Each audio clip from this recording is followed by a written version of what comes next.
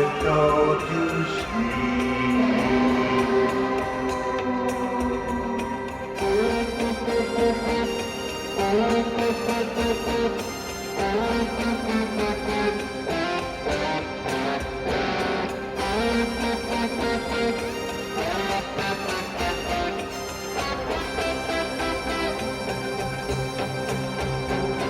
When I went to see my baby, she was in a nightgown. When I went to see my baby, she was on the ground. There was something in her eyes as I sat beside her. There was nothing in her eyes, something that could hide her.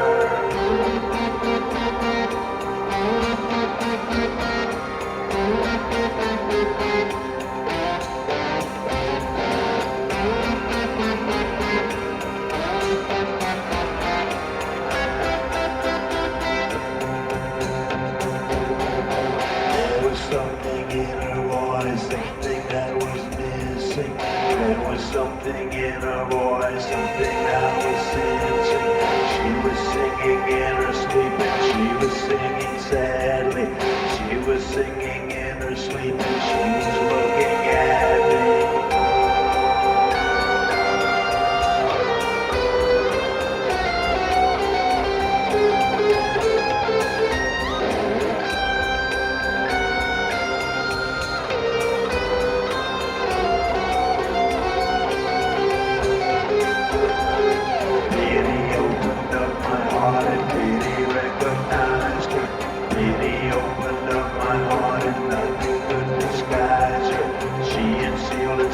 Inside her body she could sleep in.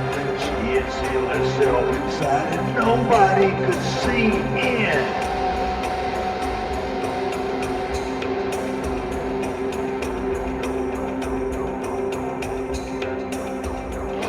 Love is just a little lamb looking for a hunk of ham.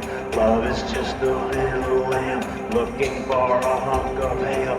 Love is just a little lamb looking for a home, home, home, home, home,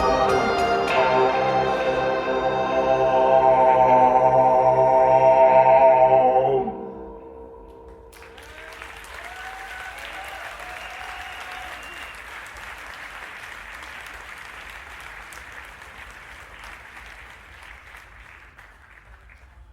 Hi, everybody.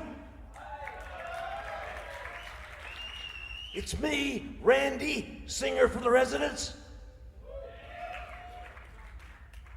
This is Chuck over here on keyboards.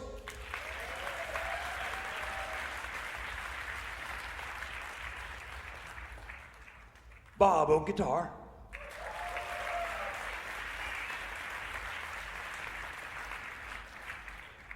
Now, I am sure all of our longtime fans out there remember that there were always 4 of us.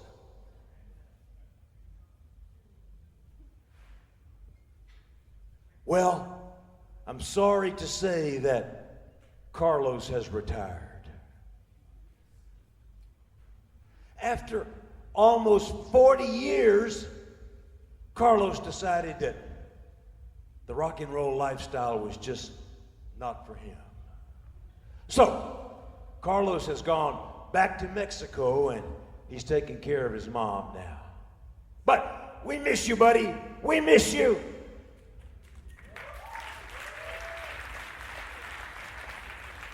You're the man, Carlos.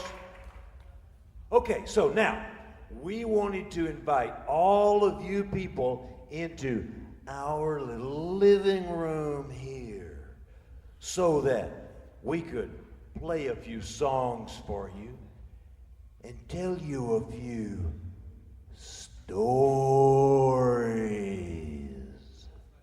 Now, some of these stories are kind of spooky, so get ready.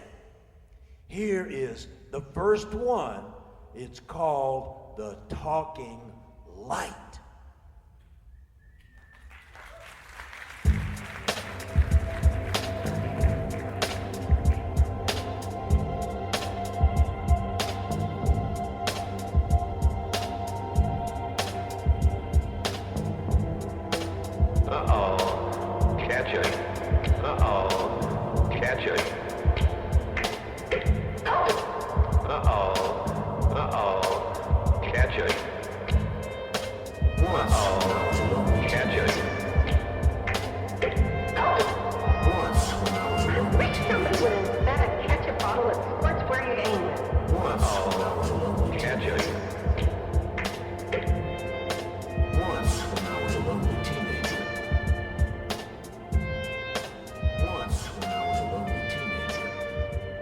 Once when I was a lonely teenager. Once when I was a Lonely teenager. lonely teenager. Once when I was a lonely teenager. Once when I was a lonely teenager.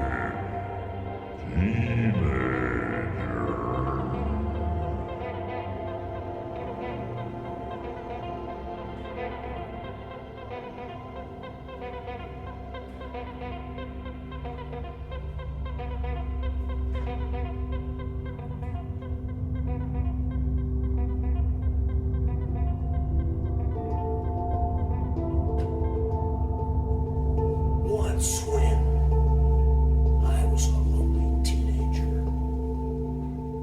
I was out walking by myself and wandered into an unfamiliar area.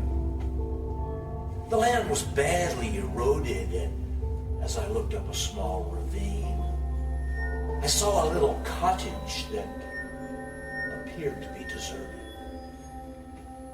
I noticed a weathered piece of paper stuck to the door and became curious as to what it said. In large, shaking letters were the following words: "If you find my baby inside, please bury him." Startled, I took the note off the door and continued to read.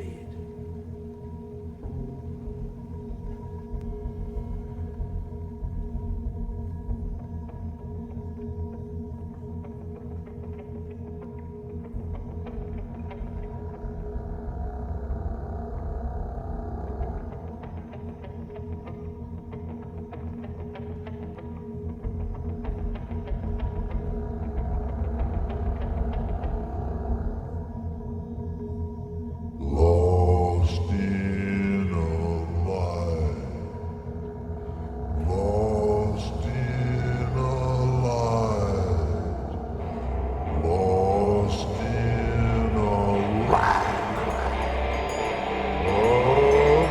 of touching,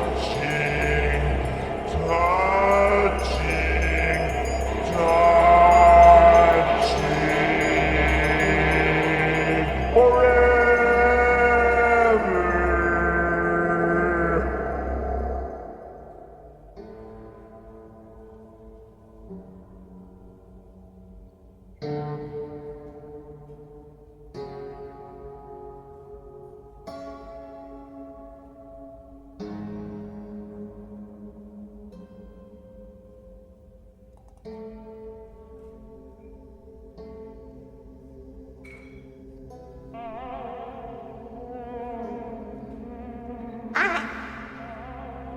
I cannot stay here no more. Something in that house has my baby, and I can't get him back. There is some kind of a light surrounding him, and every time I try to reach my hand in and grab my baby, it burns me. But it don't seem to be hurting him none. And there's a voice is coming out of the light. And it says, oh, find the ring, find the ring. I have looked all over that house. I ripped up the floorboards and I tore down the wallpaper, but I can't find no ring anywhere.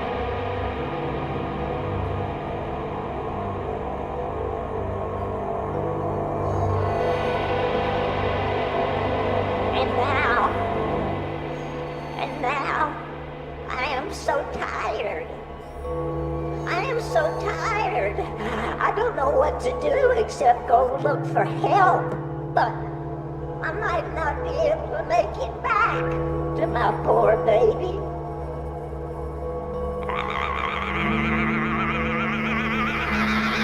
Oh, God, dear God, I think somehow we have wound up in hell.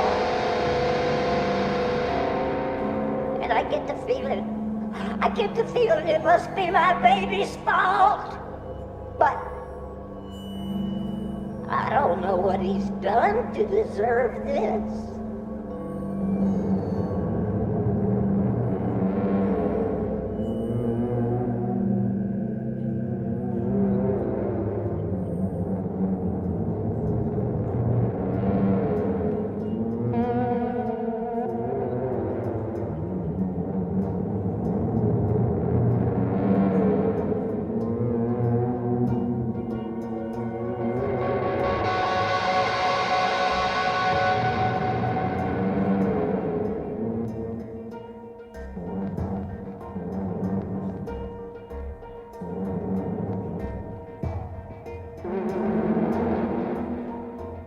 Except for a small area around the baby bassinet in the center of the room, the interior of the shack was total chaos. After working my way through the jumble of broken furniture, loose floorboards, and other rubble, I finally reached the side of the oddly spotless and pristine bassinet, covered by a clean white blanket. Filled with apprehension, I removed the cover, revealing the perfectly formed skeleton of a baby, clutching a wedding ring in its right hand.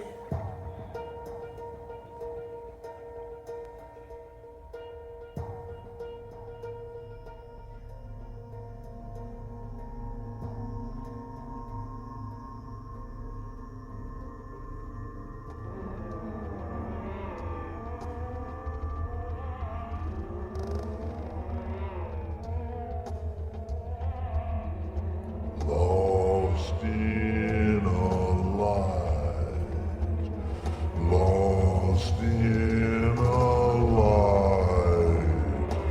lost in a light, lost in a light, lost in a light.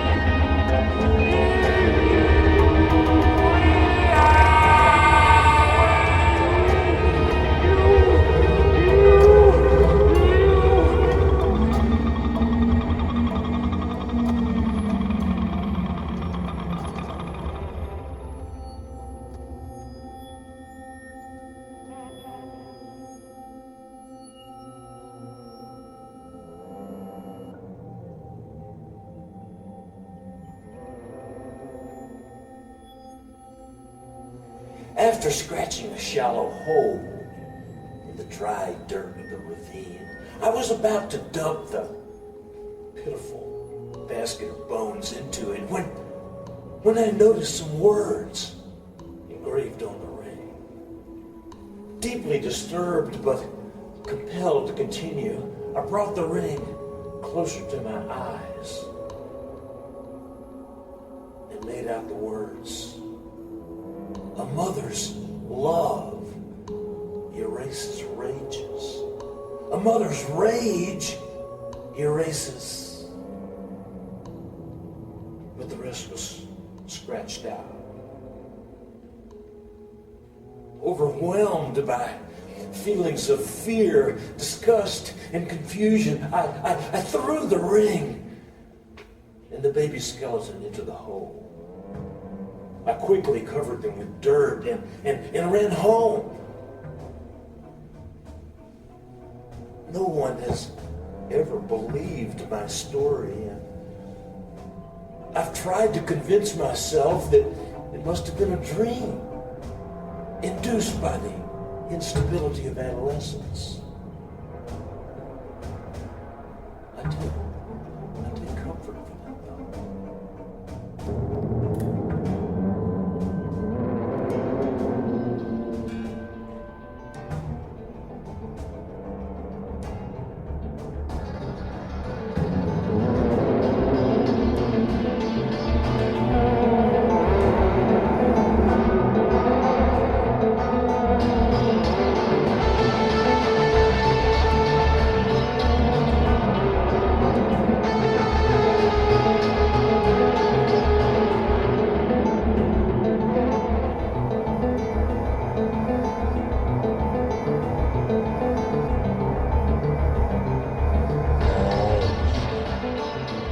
Lost, lost, lost, lost, lost in a lie, lost in a lie, lost in a lack of love.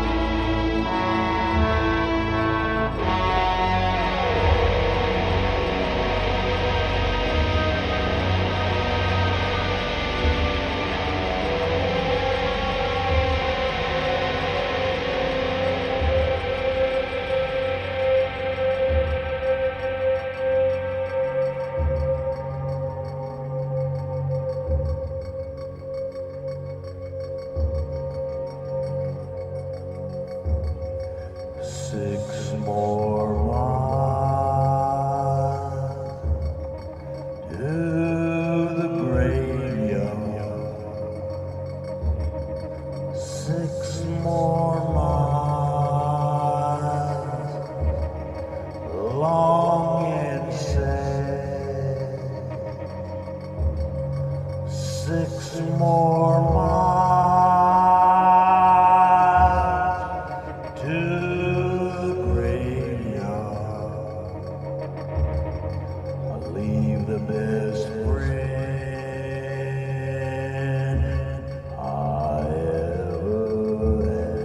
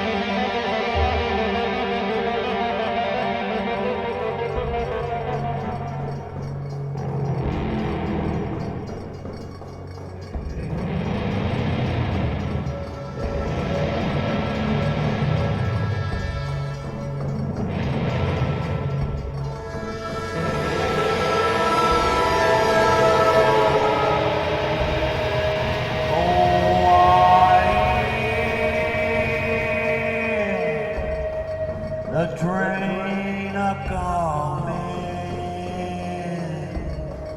bringing my darling back home.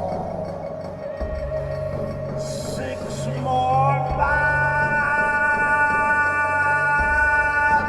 to the graveyard, and I'll be left here all alone.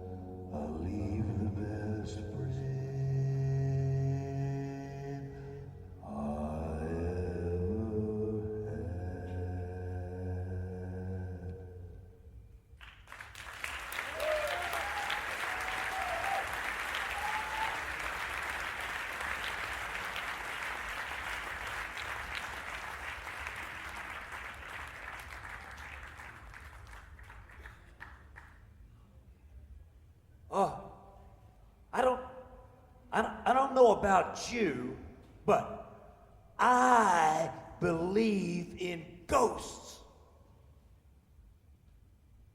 They've always been there. My whole life. Those ghosts. Under the bed. The backs of the closets. There was this guy. There was this guy named Red. He was a construction worker guy that I was with on a 12-story building. And all of a sudden, one day, beep, Red fell off the building. And I found his body. All rearranged in a weird kind of a way. And after that, whenever I would go somewhere really high, like the edge of the Grand Canyon or the top of the Dubai Tower, Red would suddenly appear. And he would talk to me in this really sweet, soothing voice and try to get me to jump. And then there was another time when this big, giant, glowing ball came down on top of my head when I was stuck in quicksand in Crossett, Arkansas. And inside of this big, glowing ball were snakes and worms and bugs. And the cut-off head of a train conductor. It was really weird in there. But worst of all are the mirror people. The mirror people. I'll tell you more about them later.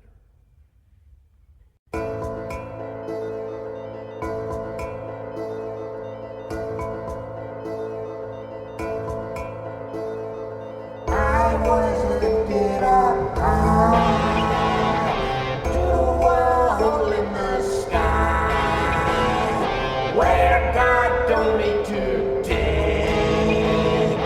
I found figures of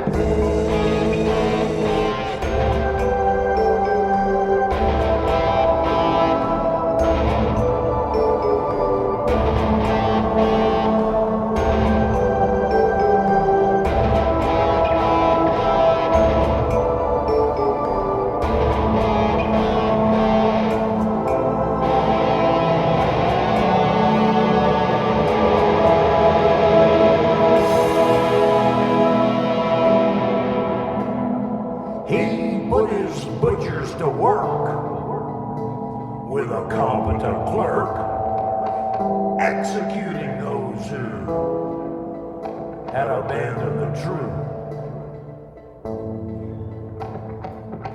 Then four faces appeared around the sides of a sphere, spinning over a throne made of amber and bone. The ball was covered with eyes. And as it started to rise, God commanded the clerk to take me back to the dirt.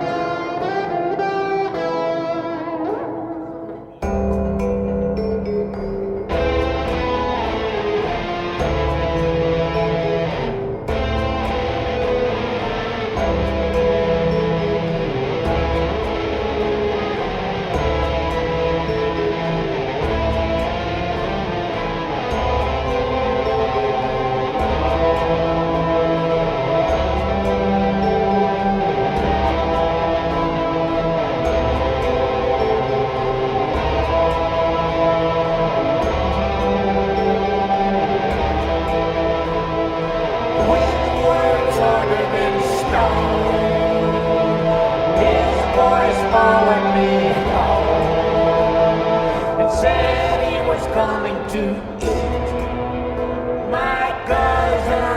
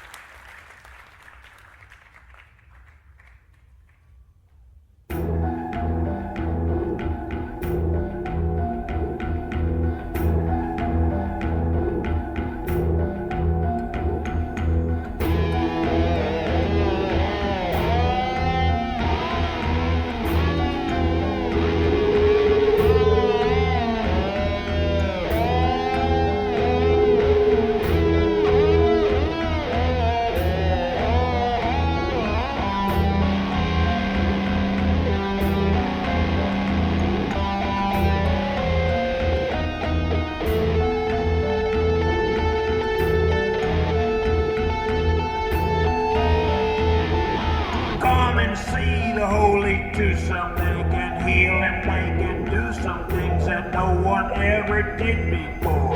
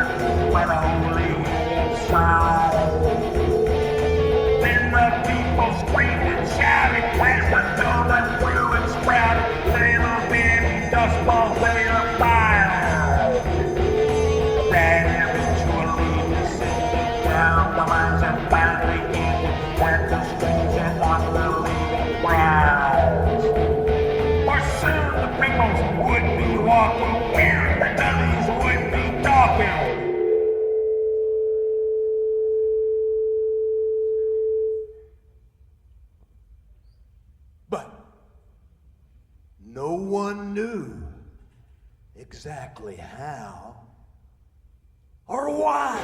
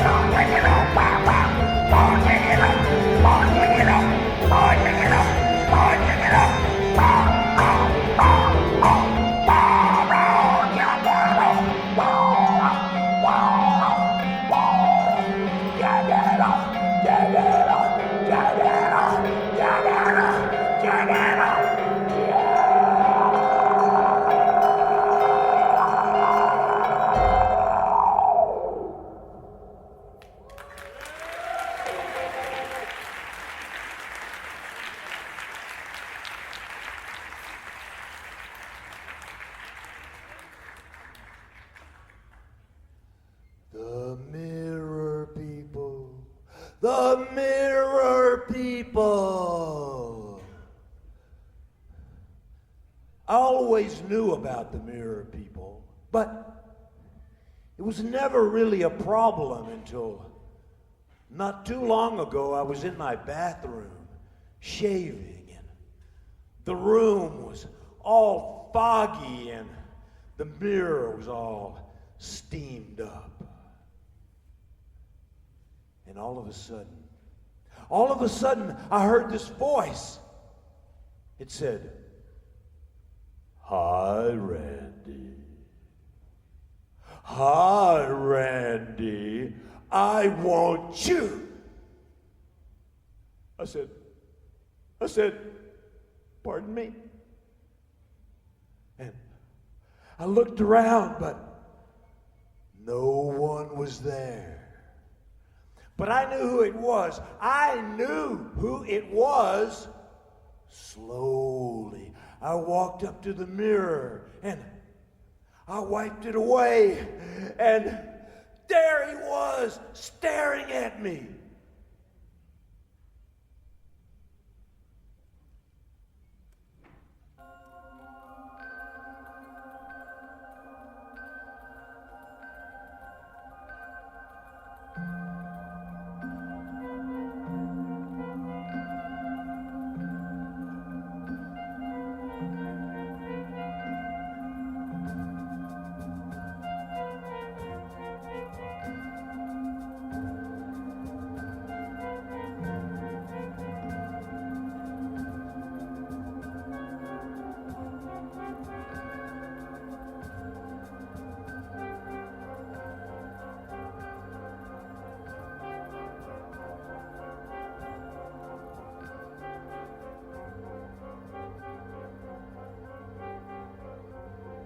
Dream, dream, dream. Dream, dream, dream, dream.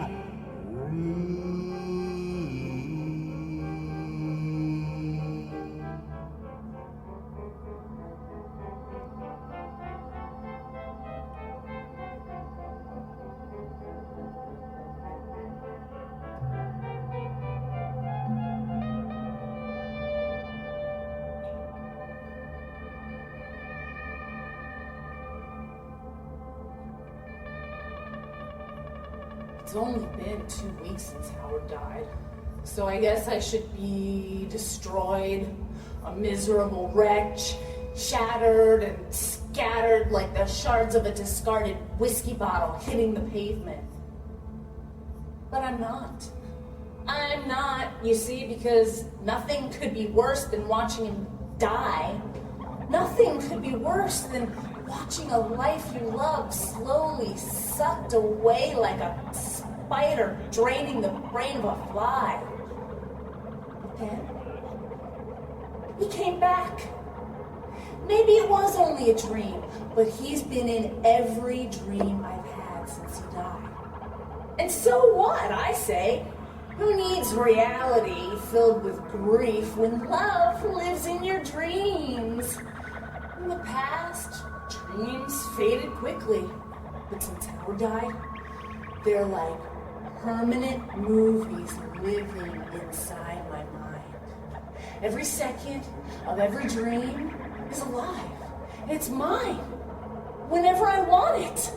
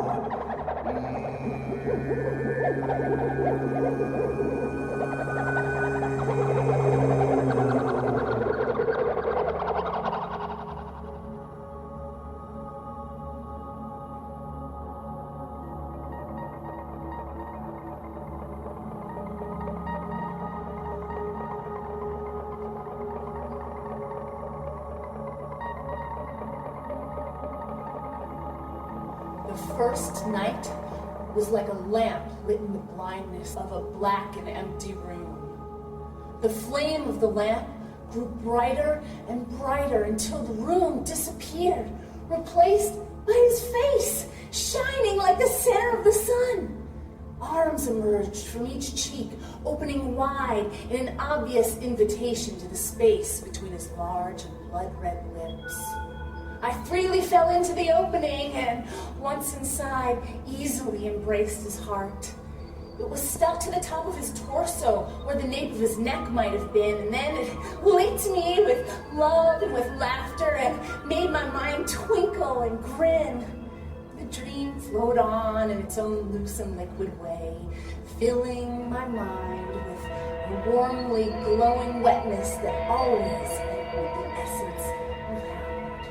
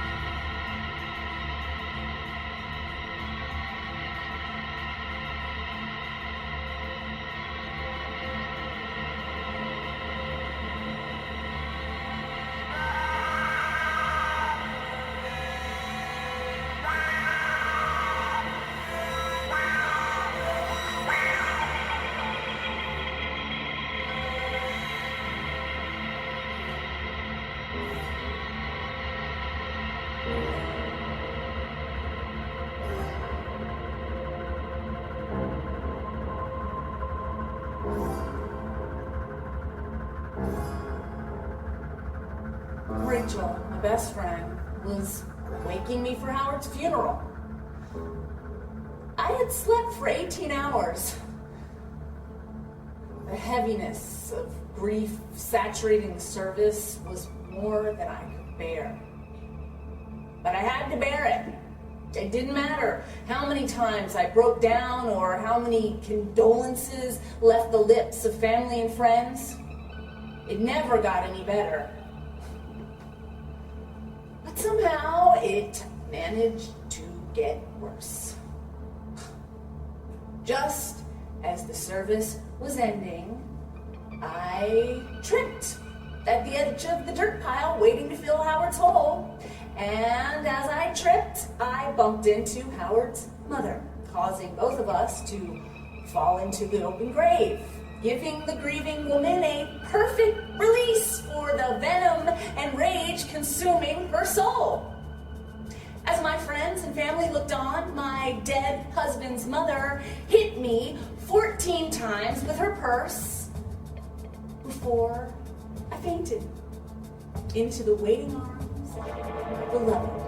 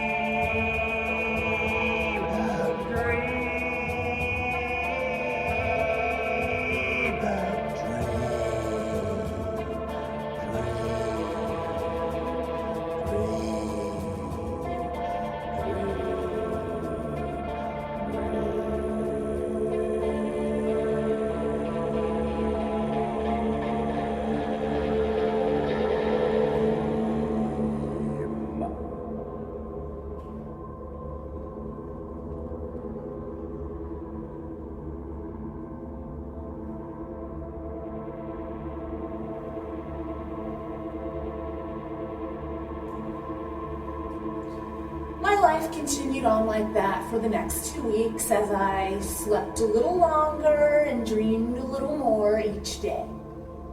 I made it 23 and a half hours yesterday, and now, with Howard's support, I think I'm ready. The doctors say it's medically impossible for a healthy person to sleep 24 hours a day, but Howard and I don't think so. And that's all that really matters.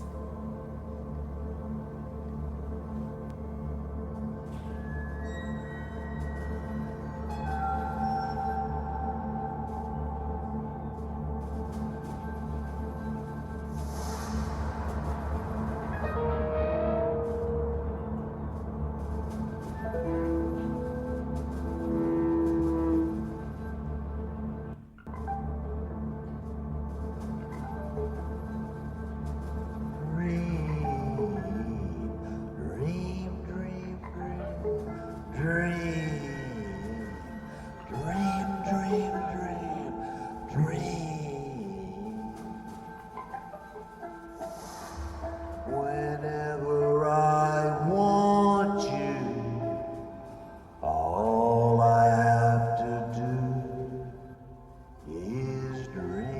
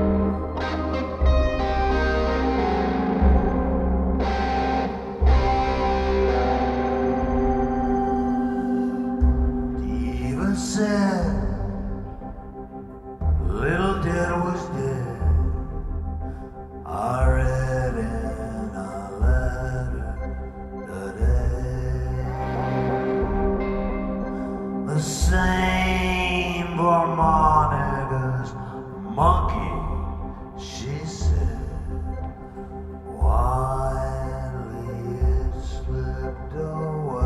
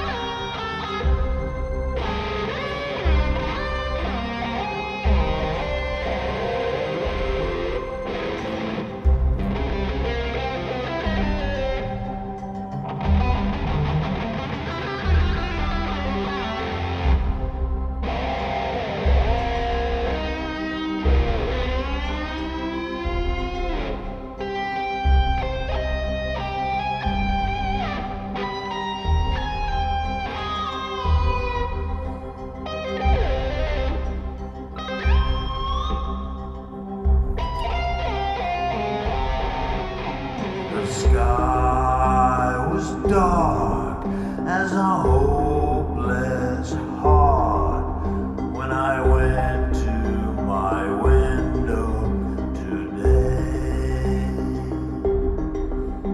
The wind was cold and the world was old when I went to my window today.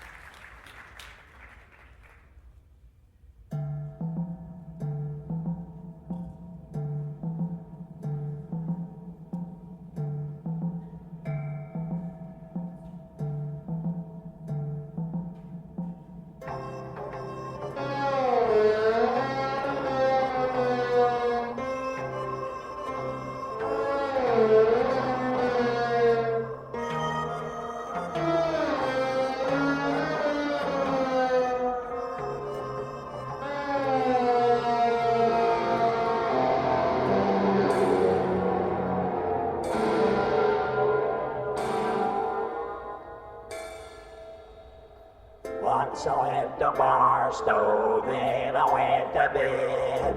First my friend was with me, then my friend was dead.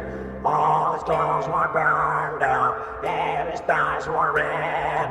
After all we'd been through, what more can we say?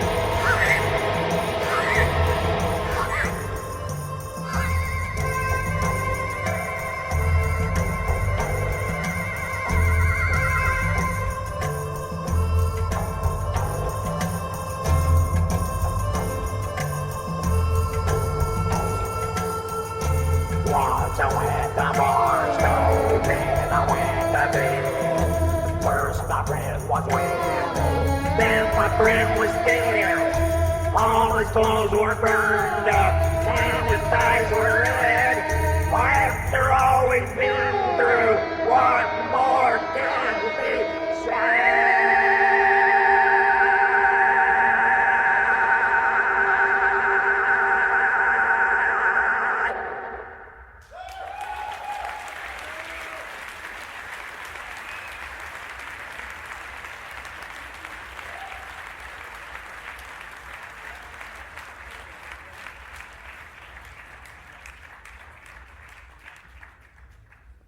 The mirror people, the mirror people.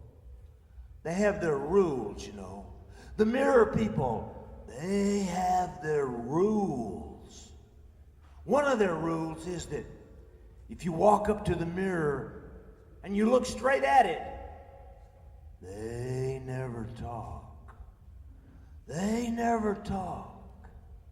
And if somebody else is in the room with you, they never talk. But they're there, and they want to become you. My wife is one. My wife, Bonnie, she's one.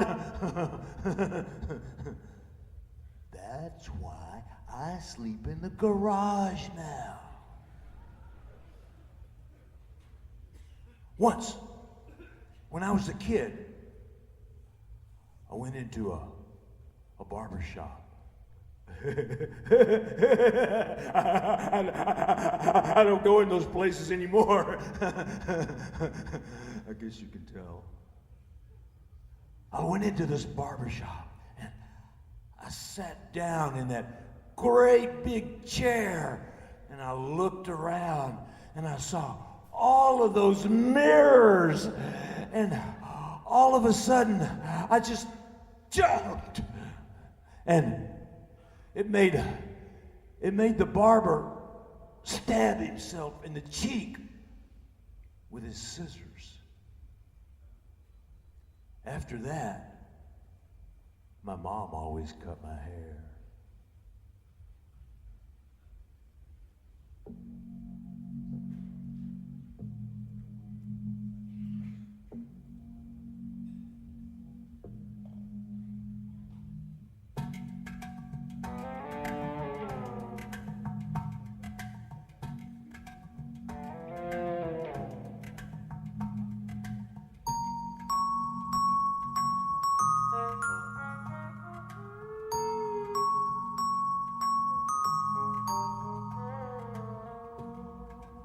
Next time you're stuck with the nastiest job in the house, make it vanish.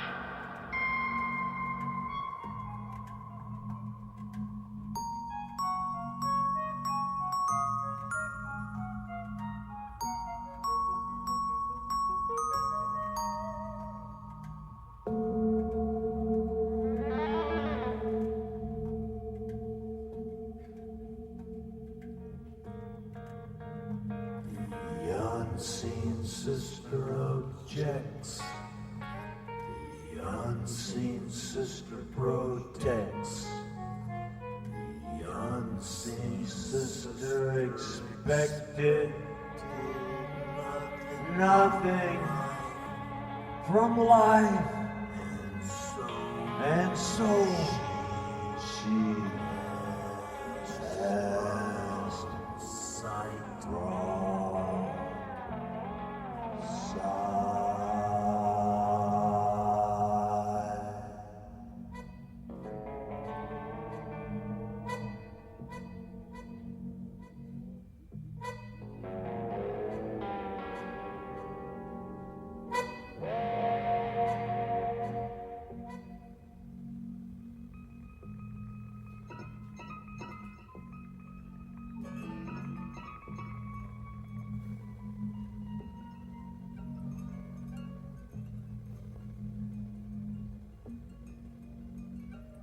When I was very young, I had a twin sister that no one could see but me.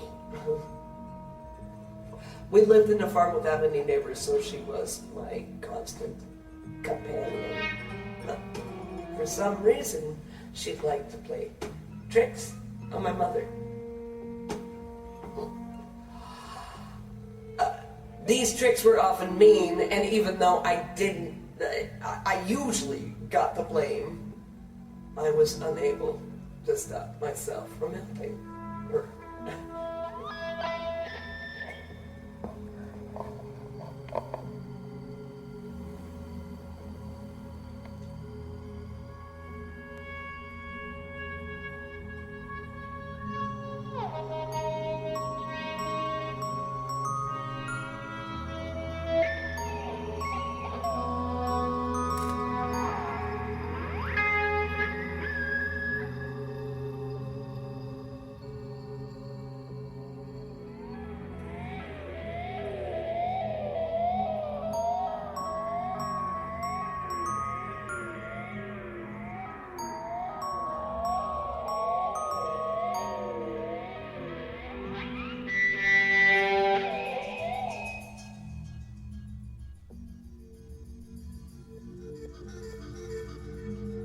The unseen sister of Jax.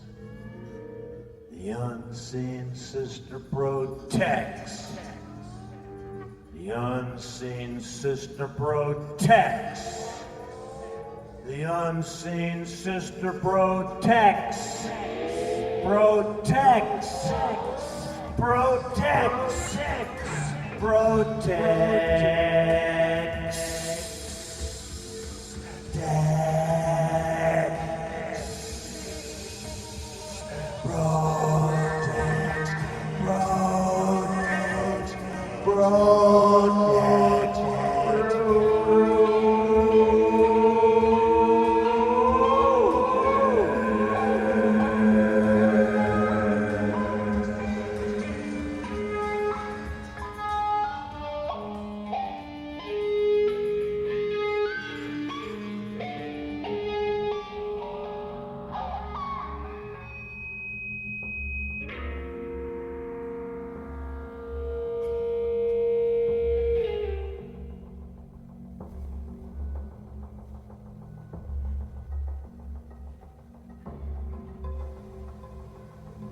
Once, we were playing under the kitchen table where my mother was sitting shelling peas.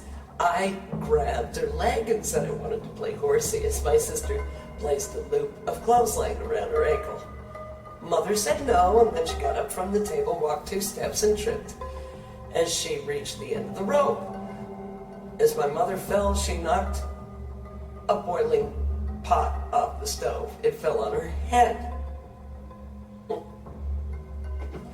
Even though it was July, she was cooking pasta in the shape of little green Christmas trees because it was my favorite. Mother's face was no more than 6 inches from mine as she screamed, jerked away the pot, and revealed her red bubbling face covered with little green Christmas trees.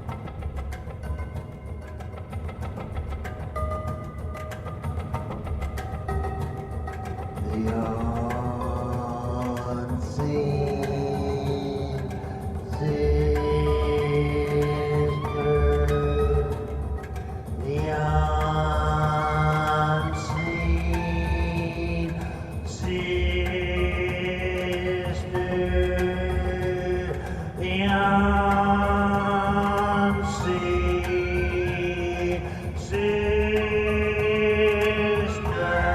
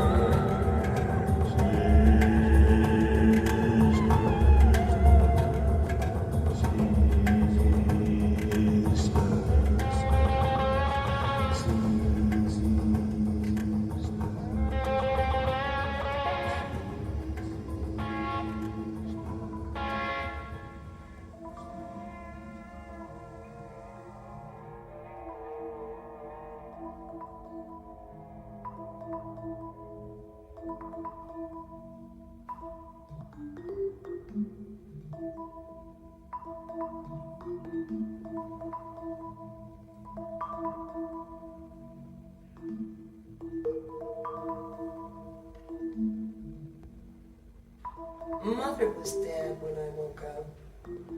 Several years later, my father said that she had become tangled in the cord of a toaster and electrocuted herself as she stumbled around the room screaming in pain.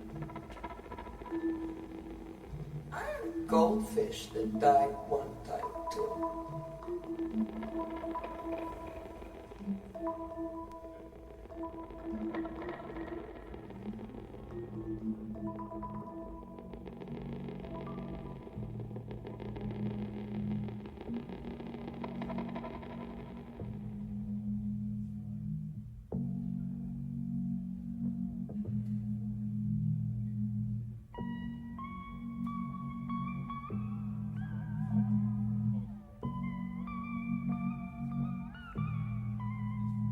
The unseen sister objects.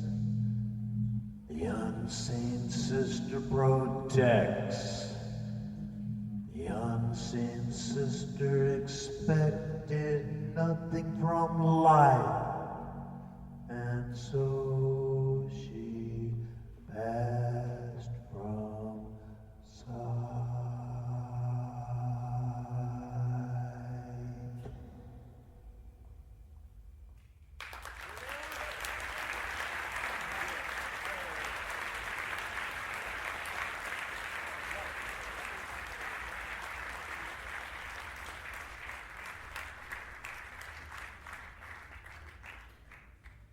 The mirror people, the mirror people. Okay, all right, I know. This mirror people stuff, it sounds pretty weird. You probably think I'm crazy. Okay, all right. I'm gonna show you. I'm gonna show you. Wait, right here. Wait.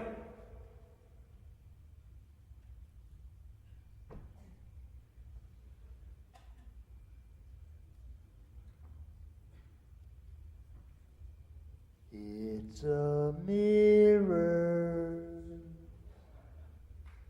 See? Mirror on the front. Mirror on the back. All right. This is gonna be kind of dangerous. So, get ready. I think you people way back in the back, I think you're okay. You people down here, well, maybe, I don't know. Okay, but I'm the one right here in the line of fire. So, get ready.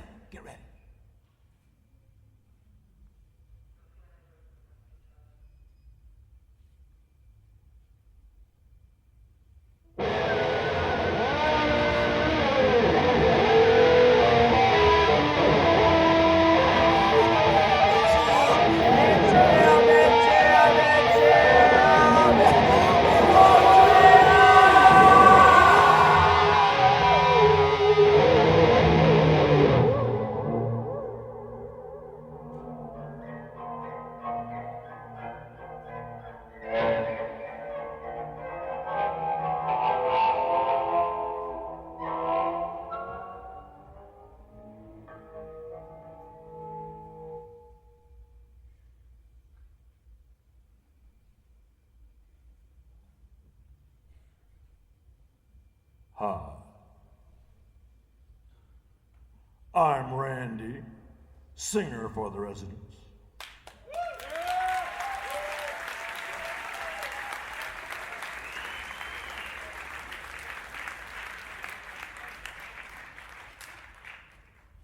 This is Chuck on keyboards.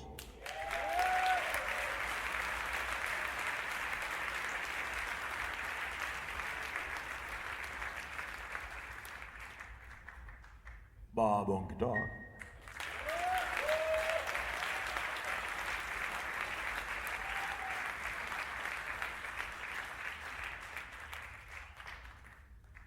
Fuck Carlos. The guy was an asshole.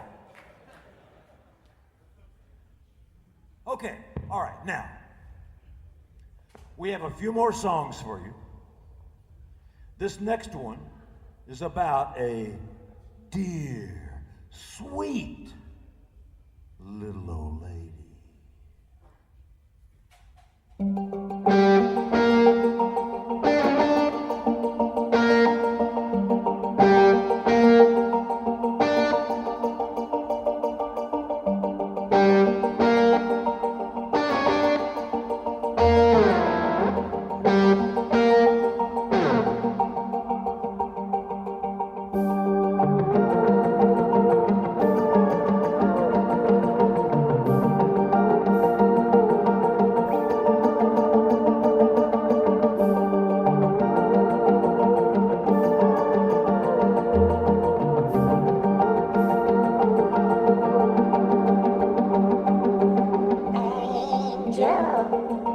Answer my prayer. Answer my prayer tonight. Tell me if anyone cares if I do what I might.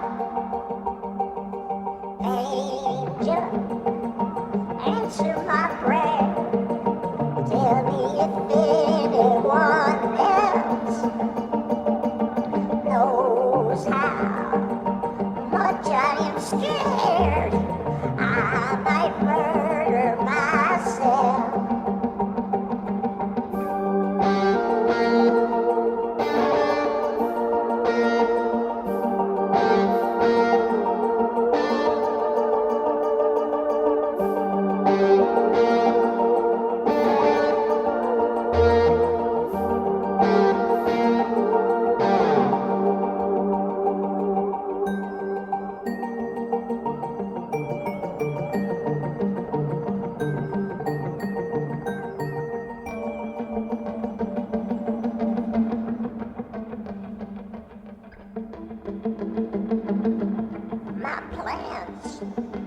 My plans. If I do it, who will take care of my plans?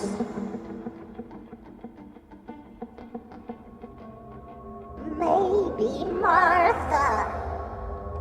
She has a philodendron and 3 ferns. They look terrible, though. They look terrible, just like her house. She never dusts her leaves.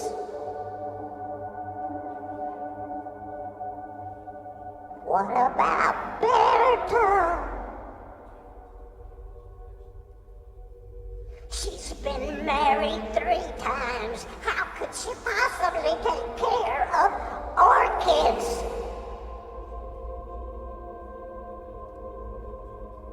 And if I do it, how long would it be? How long would it be before they found out? Weeks, months, and all that time, my poor orchids are being eaten by those aphids. I know why.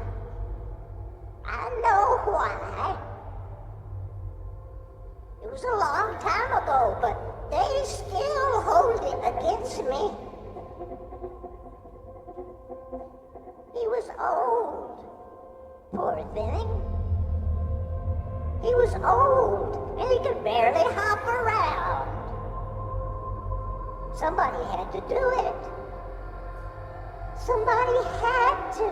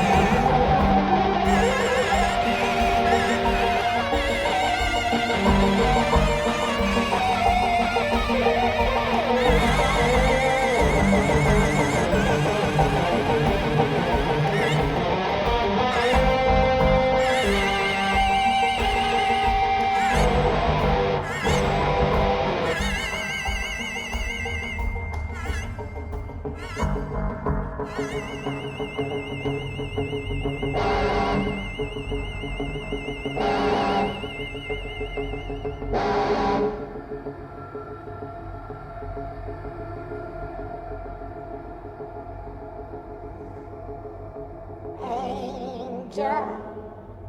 answer my prayer and tell me if anyone else cares.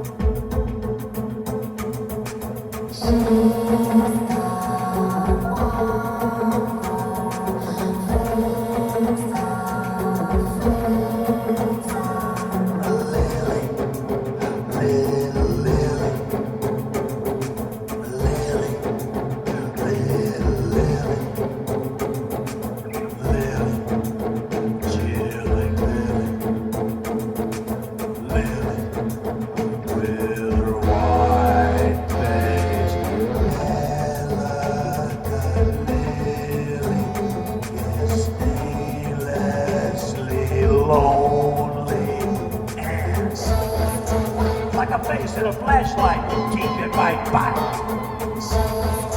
Like dice rolling snake eyes in headlights at night.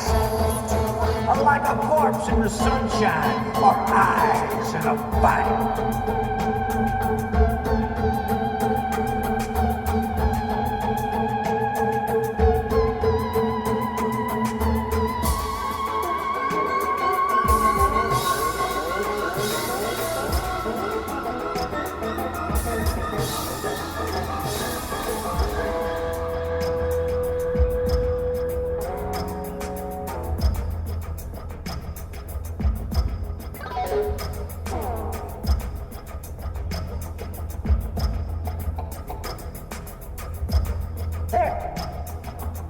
There's a spot.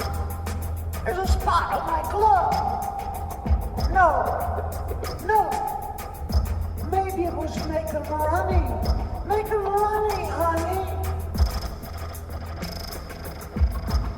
Doilies. Where have all the doilies gone?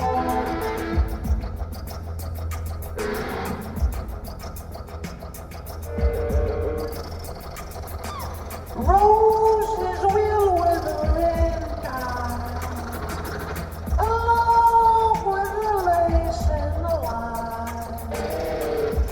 Nothing is nicer than death and matching the best and the best.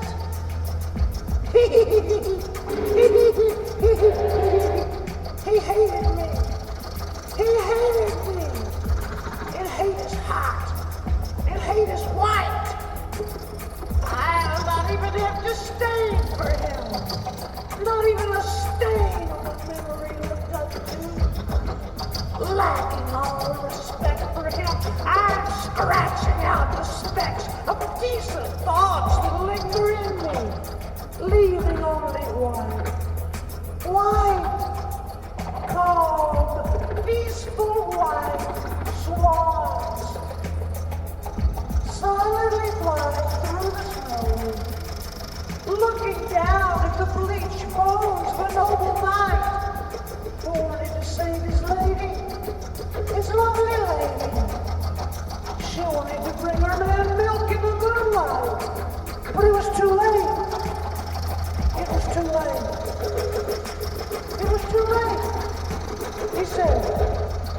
He said,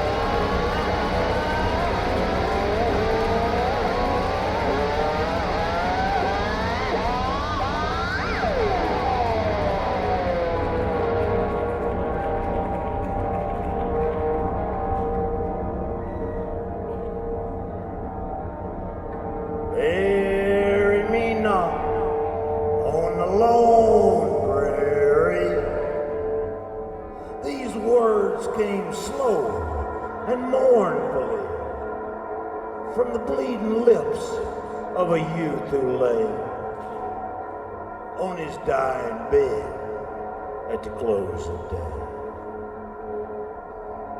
Darkness hovered above his head as the shadows of death grew thick like lead.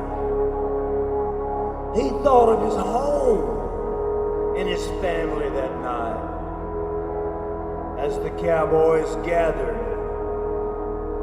to watch him die.